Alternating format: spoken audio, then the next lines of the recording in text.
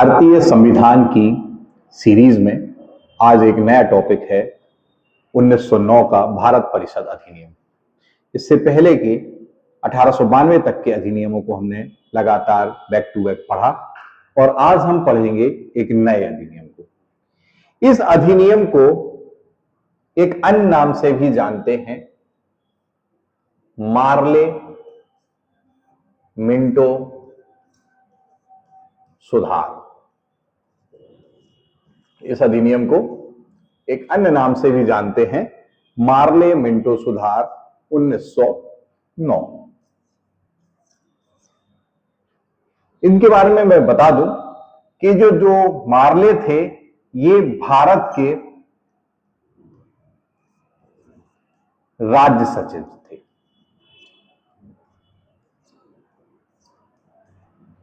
वहीं मिंटो भारत के तत्कालीन समय के वायसराय थे और इन्हीं दोनों के नाम पर इस अधिनियम का नाम मार्ले मिंटो सुधार पड़ा। दरअसल जो मार्ले थे ये उदारवादी विचारधारा के समर्थक थे और ये भारत में कुछ अलग करना चाहते थे और जिसका उन्हें वायसराय मिंटो से भी पूरा समर्थन मिला और इसके फलस्वरूप भारत परिषद अधिनियम 1909 बना, जिसे हम लोग मार्ले मिंटो सुधार भी कहते हैं। हम इस अधिनियम की सभी विशेषताओं की बात करेंगे और जानेंगे कि इसमें और क्या क्या महत्वपूर्ण तथ्य थे। सबसे पहले हम समझेंगे कि इस अधिनियम द्वारा, भारत परिषद अधिनियम द्वारा केंद्रीय और प्रांतीय विधान परिषदों, केंद्रीय और प्रांतीय विधान परिषदों के आकार में वृद्धि की गई, आकार में वृद्धि की गई और केंद्रीय परिषद में इनकी संख्या 16 से 60 हो गई। कितनी हो गई? 16 से 60 कर दी गई। ये जो 60 संख्या थी, इन 60 में से आधे सदस्य गैर सरकारी थे। कैसे थे? गैर सरकारी। अगर इस अधिनियम की बात करें तो केंद्रीय विधान परिषद में जो संख्या बढ़ी 16 से 60 कर दी गई, उसमें आधे सदस्य गैर सरकारी थे। अगर बात करें कि उस समय कितने सदस्य थे, तो उस समय 32 सदस्य गैर सरकारी थे। 32 सदस्य गैर सरकारी थे। इन 32 सदस्यों में से 27 सदस्यों का सदस्य निर्वाचित होते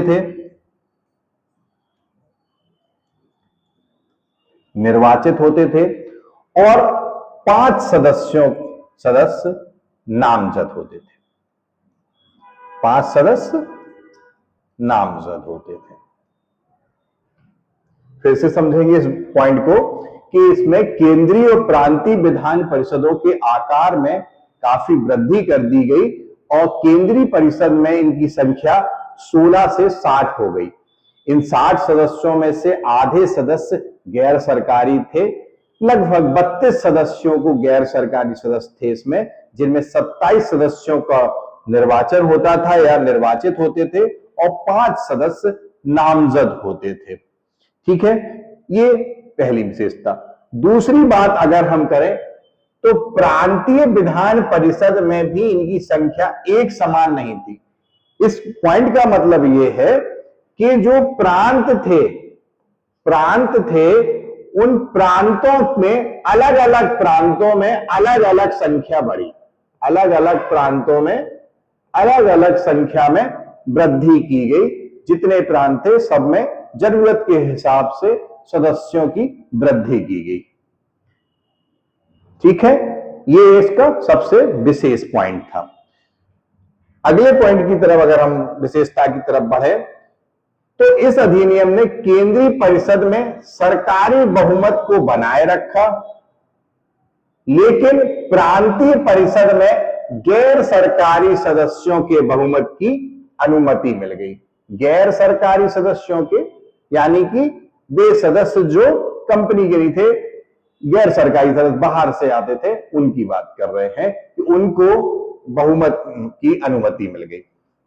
तीसरा महत्वपूर्ण पॉइंट की बात करें, इस अधिनियम द्वारा presidency corporation, chambers of commerce, विश्वविद्यालय और जमींदारों के लिए अलग प्रतिनिधित्व लाया गया, अलग से प्रतिनिधित्व का प्रावधान किया गया इस अधिनियम द्वारा। किस किस के लिए? Presidency corporation, chambers of commerce, विश्वविद्यालय और जमींदार, ये चारों के लिए, चार लोगों के लिए एक प्रकार से अलग अलग प्रतिनिधित्व लाया गया। इनको परिषद में एक प्रकार से सदस्यता देने के लिए इनका प्रतिनिधित्व निर्धारित किया गया।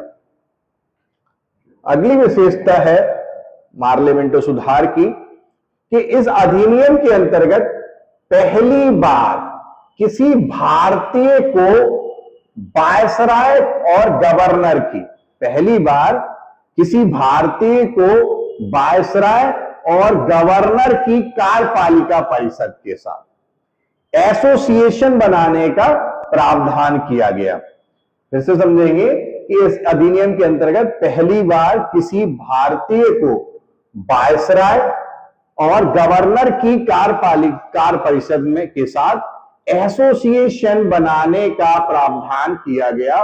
और एसोसिएशन बनाने में पहले भारतीय व्यक्ति थे सत्येंद्र प्रसाद सिन्हा, सत्येंद्र प्रसाद सिन्हा,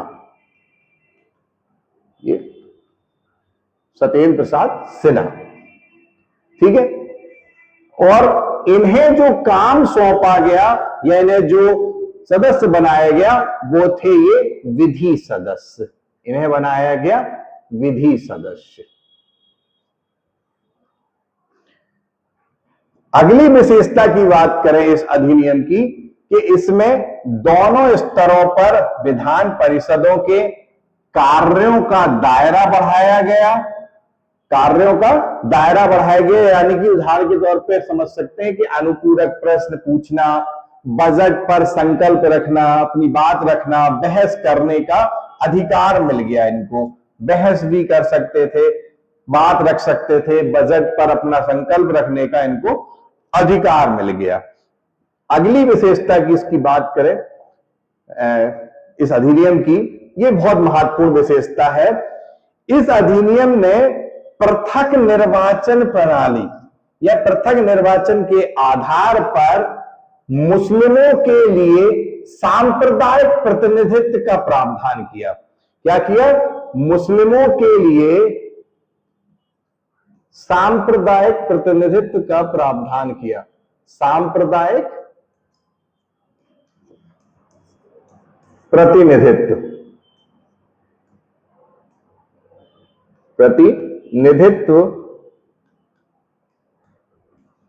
प्रतिनिधित्व का प्रावधान किया।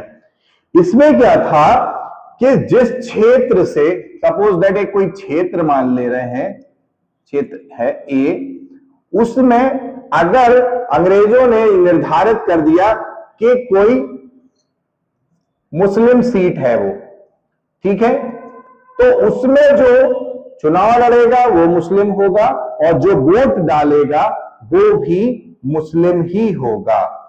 इसमें पढ़ेंगे कि इसके अंतर्गत मुस्लिम सदस्यों का चुनाव मुस्लिम मतदाता ही कर सकते थे, ठीक है। इस अधिनियम ने यह सांप्रदायिक प्रतिनिधित्व को बढ़ावा दिया और कहा कि मुस्लिम सदस्यों का चुनाव केवल मुस्लिम मतदाता ही कर सकते थे। लेकिन ध्यान रहे, स्त्रियों को अभी मत का अधिकार नहीं है, को मत का अधिकार नहीं मिला है। साथ में हम ये देखेंगे कि सांप्रदायिकता को वैधानिकता एक प्रकार से प्रदान कर दी गई, इसको वैलिड करार दे दिया गया कि ये जो हमने बनाया है नियम पृथक निर्वाचन के आधार पर मुस्लिमों के लिए सांप्रदायिक प्रतिनिधित्व, इसको एक वैधानिकता दे दी, एक प्रकार से सरकार की मंजूरी दे दी इस अधिनियम के द्वारा। और सांप्रदायिकता का जो जनक है वो माना जाता है लॉर्ड मिंटो को। सांप्रदायिकता सांप्रदायिकता का जनक माना जाता है लॉर्ड मिंटो को। ये कुछ महत्वपूर्ण बिंदु थे मार्ले मिंटो सुधार के या भारत परिषद अधिनियम 1909 के। इसके साथ हम अगले वीडियो में अगले एक्ट को पढ़ेंगे, ठीक है। और इस जो भी हमारी जो पीपीटी फाइल है, इसको अगर आपको चाहिए है तो हम हमारे टेलीग्राम चैनल से आप इसको ले सकते हैं, ठीक है।